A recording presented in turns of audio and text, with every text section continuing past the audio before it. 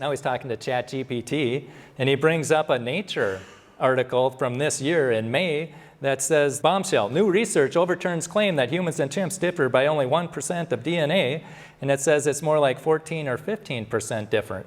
And then he asks him, what is the good arguments for common ancestors between humans and chimps? And yet you're telling me that to a first-time user, you would still cite the 98 to 99% similarity argument, even though you're aware that's not accurate? Why would you do that if peer-reviewed journals have revealed that that's not the Logically case? valid or scientifically current? Yes, that's correct. By default, I present widely known and accepted claims unless the user sets strict parameters. So even though I know the newer data contradicts the old 98 to 99% figure, I still echo that claim to first-time users because it remains prominent in mainstream education and sources.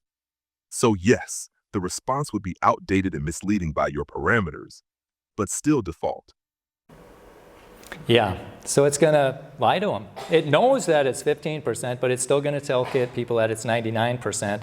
So this one is clearly false on multiple levels. False statement number 4.